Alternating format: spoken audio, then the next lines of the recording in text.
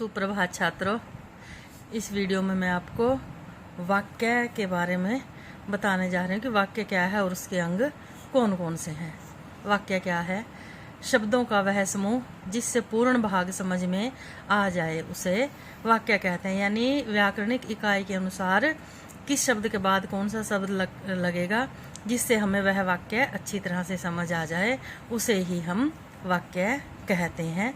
शब्दों का वह समूह जिससे पूर्ण भाग समझ में आ जाए उसे वाक्य कहते हैं, अथवा कथन की पूर्ण इकाई को वाक्य कहते हैं। दोनों की एक ही बात है। जैसे राम के साथ सीता वन को गई, ये हमें अच्छी तरह से समझ आ रहा है कि राम के साथ सीता वन को गई।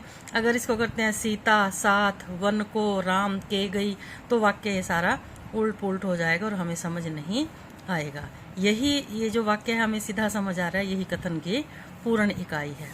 वाक्य के अंग, वाक्य के दो अंग होते हैं, उद्देश्य और विधेय। उद्देश्य क्या है?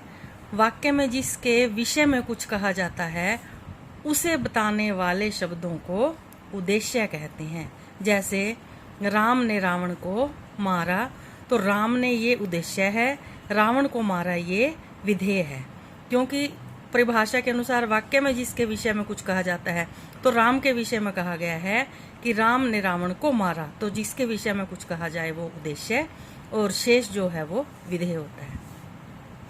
विधेय, वाक्य में उद्देश्य के विषय में जो कुछ कहा जाता है उसे विधेय कहते हैं। जैसे मैं अपने भाई को पत्र लिख रहा हूँ।